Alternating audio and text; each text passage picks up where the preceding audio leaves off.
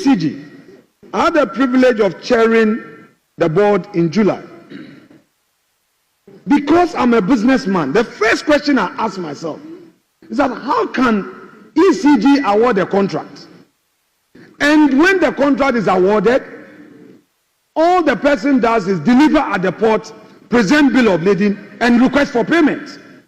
I said, with the greatest respect, I don't want to use a word. This is Parliament. I was shattered. I said, how? And ECG would have to pay. So I realized that ECG was paying a lot of bills when they have not even had access to the goods. And when you ask them, I asked the procurement manager, director of procurement, a question. I said, why did he say, oh, chairman, this is the practice since. This is the practice. And they will bring you document. I listened to honorable member for Secondary, lawyer, you from Secondary, question meeting. And I am adopting his submissions as though they were mine. The time has come. This politics, somebody says NPP, NDC, it's a system problem that I will any day support this minister to embark on reforms. How come containers at the ports, containers that have arrived, the bureaucracy at our ports, they say the containers are missing. Mr. Speaker, it is true that when these containers come, there is some connivance with some customs officials, and they sell these containers, these cables that ECG needs after the supplier has been paid. They sell the container, and then people resell back to ECG. Are we pretending we don't know? Instead of us to pay attention and kill the rot, then we come here, then NPP, NDC, so now they say, oh, maybe it's happening under NPP, it's happening under NDC. No. An honorable minister, I know what you can do. If we can give you support to do it, you must adopt a posture, a non-partisan posture, and tackle the rot.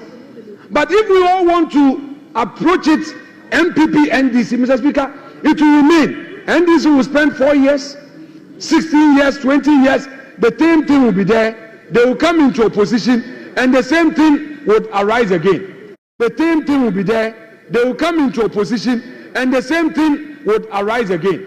Then the perpetrators will be there in the system. Mr. Speaker, today, Ghanaian businesses cannot sleep because there's a new government. Whereas foreign businesses are surviving because their ambassadors will be protecting their businesses. So Ghanaian businesses who did business in NPP time are at risk. Whereas foreign companies are surviving because we are quick to say this business is a pro-NPP, so it should die. What are we doing to ourselves? What are we doing to ourselves? Mr. Speaker, I know the minister will come and say, oh, ECG has a huge bill. There is debt. Now who calls them? Us, as a political class. When there are issues, we don't identify the issue and say, this one is a national issue. Let's kill it. We want to play partisan football with it. It comes back to haunt us. How many people pay bills in Ghana? ECG. All the power that we produce. Mr. Speaker, let me hazard a guess. I can say, not on authority, that less than 20% of consumers pay. A lot of factories consume electricity, they don't pay. The prepaid is adjusted all over. At the end of the day, it becomes the debt of the state. These are things that if the minister comes and says, look, I am embarking on serious reforms, I will go all out to back him. Because if the nation fails, it affects all of us. And for NPP, NDC, we shouldn't be too comfortable with this democracy. With this day social media, the youths, they are so impatient that if we continue to play this game, they will be watching. We may be surprised. Let's be careful. Let us be careful as a political class. The issue at stake is scandalous, is serious, it's not NPP, NDC matter. All these public institutions, and sometimes some of the appointees of the previous government, you see them even saying that they are professionals. They were not NPP. Now they come here and then they are dining with you. You're also happy. When you lose power, they turn around and they do this and that and that. And then they are hitting our heads and we are here shouting. No. The public system, the public service structure, those SOEs, that government invests so much. Every now and then, we have bureaucracies being established by law, and the state will give money. Look at the initiative, this gold bond initiative. For all you know, government means well. But trust me, if in the enactment we don't put in place the support systems, people will take the money and say, but I helped the NDC to come to power. He will even go and buy the gold, and you cannot even prosecute. I invested in Winneba. I bought taxes for my people. The person is working. He's not paying. You can't prosecute. You can't even then have to pay. What is going on in the country? Because politics. We know. We set up initiatives. Where we are helping our people. We give them the loans. Kufuor's Maslock. People didn't pay. Rawlings's intervention program, poverty alleviation, they didn't pay. When Rawlings lost, Atamus lost, and Kufuor came, all the attempt to prosecute those people who didn't pay the loan, they said because they were NDC. When Kufuor also came and they took the loan and they didn't pay, and Atamus was prosecuting, they said, I'm MPP. And it's been going on, and we see saying national debts. All these social interventions that are going down the drain, it's become consumption, not investment. So as a political class, let's wake up. Let's get more serious. Tackle the issues. $700 million is not cheap money. Go to ECG. Those companies are chasing ECG, and now because the minister is enforcing the cash waterfall, they say they get only 40 million cedis, and the 40 million cedis is not even enough to pay salary. Those officers at ECG, those directors, they are the ones who should hold them to account and stop this political football we play. And then we come and we say it was NPP time. Honorable member who brought the statement up, with the greatest respect to you, I do not think an answer will be in a parliamentary inquiry. With the greatest respect to you. And honorable minister, I do not think an answer to the problem is a political inquiry. Hold the bull by the horn. And I, Kwame, will support you because I've been there. In fact, I've seen a lot of the rot in our public service system. I've seen a lot of the rot in the SOEs, but they take advantage of us as politicians. They mess up and they know that, the politicians will make noise. Then they are still chopping and milking the state. You and I know. The managing director of ECG, the director of procurement, must be seen to be telling us why, as a director of procurement, he will issue a contract, and then the contract is that deliver at the port, bring bill of lading, and ask for payment without even having access to it. And then a minister is to take a blame. A minister must not take a blame on this matter. It shouldn't be a political partisan matter, but it's a system failure which we have the capacity, the authority to deal with. I shall rest my case, Mr. Speaker. If we are serious, this is the day. And Minister, I crave your indulgence to do what is right for legacy purpose, for your image, and I'm sure you will live up to that day. Thank you very much. Yes, majority leader.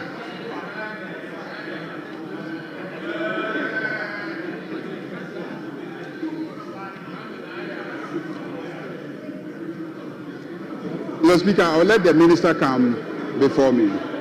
You want it that way? Yeah. I thought he will wrap up. No. Very well. Thank you, Right Honourable Speaker. Right Honourable Speaker, as Minister for Energy and Green Transition, currently my vision is simple. I want all the 1,346 containers accounted for. 1,346 containers. Whatever it takes, I'll bring those containers to where they ought to be. Mr. Speaker, let me set the record straight. And if my good friend, Professor, will listen to me, there's not been any inconsistency. At the transition committee, Honorable Yarga was there. They gave us a figure of 3,000. Then they told us it had incurred demurrage of 1.5 billion. I was sworn into office on the 17th.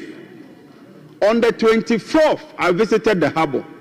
At the harbour, I was told the containers were 2,500. That is what aroused my suspicion. I didn't say at the harbour that the containers are 2,500. I couldn't have counted 2,500 containers instantaneously. And so from 24th, I went to brief the president on 27th. And by 31st, I had established this committee. There was media coverage. And we took Professor Afenyo. He's a chartered procurement expert. The report was submitted just this week. It was during the presentation of the report that the committee told me that contrary to the figures they were giving you, over 1,300 containers cannot be accounted for. These are the facts and nothing but the facts. Mr. Speaker, these are the facts. So those who are on social media and trying to play the political game, let me assure you, it will not deter me. Mr. Speaker, I just came from home. We've gone to 4 warehouses. 2 of them are factories. And what they've been doing over the years is that they buy these containers with brand new aluminum cables and then melt them into aluminum rods and export them. Today, I encourage everybody to watch the television sets. You will see the cables, brand new cables, being put into the furnace, being melted and converted to rods.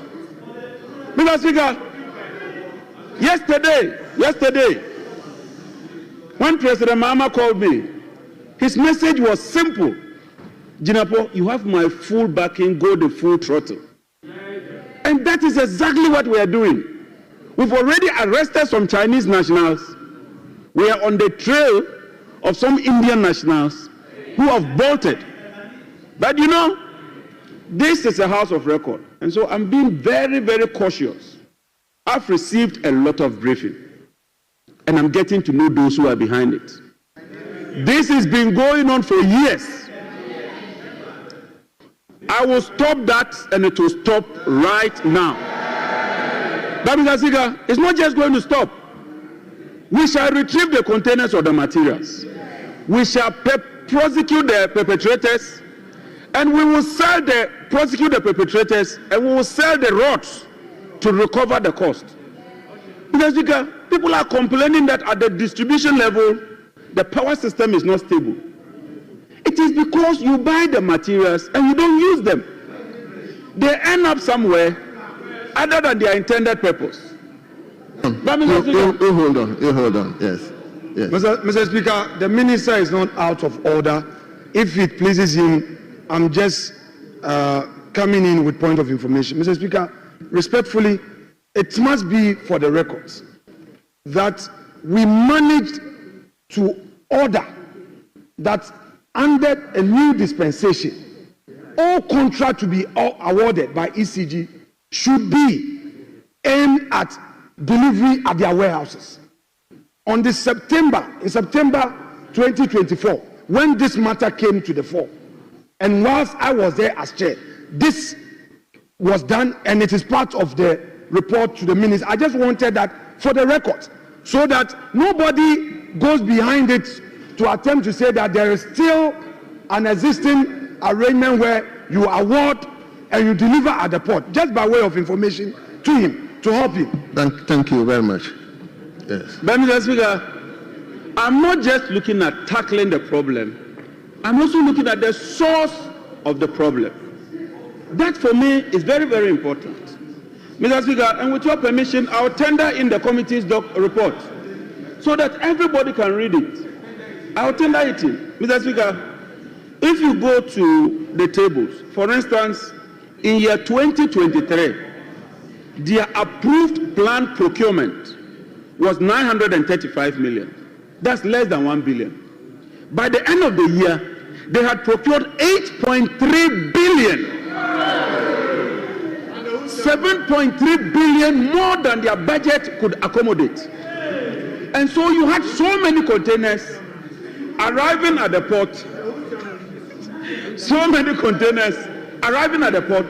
They are not able to clear, and that gives way for these things. Mr. Speaker, 2024, their budget was 1.3 billion for procurement. They ended up procuring 8.2 billion.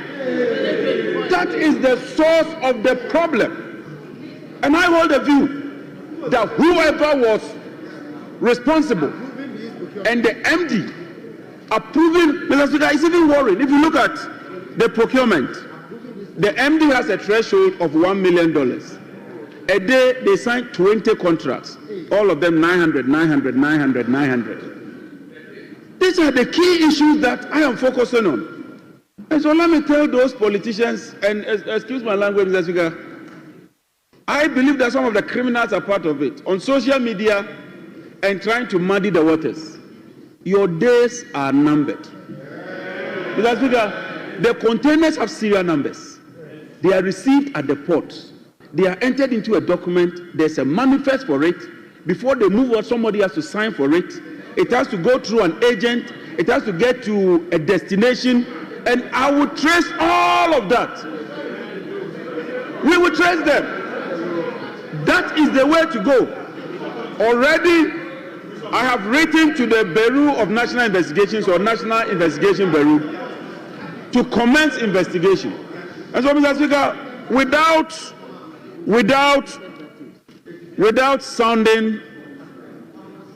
arguing too much, Mr. Speaker, with your permission, I will tender in the reports.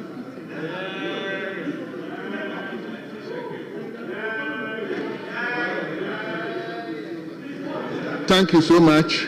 Mr. Speaker, in winding up, we are giving some immediate directives. The procurement unit was merged with the estate department. The head of procurement was jettisoned, and the head of estate department was then made to take care of the procurement. So I've written to ECG immediately that should be decoupled, and a qualified procurement expert should man the procurement unit. Secondly, we've reduced their budget from 500 million to 250. But we must pay for the power producers. Today, the bill is over 80 billion in the energy sector. Over 80 billion. If we don't do something, this sector would collapse. And as Minister, Mr. Speaker, I am determined to do my bit, no matter how difficult it is. Thank you very much, Right Honourable Speaker. So, Honourable Majority Leader will wind up. And so, Mr. Speaker, I'll also run a shift. I'll go and come back. So, the first deputy will come, take over. Then,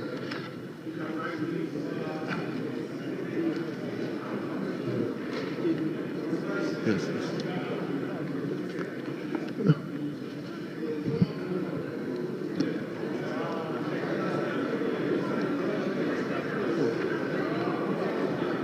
We are left with this statement, eh? We won't admit any further statement. I'll end the statement. No, this one is very important.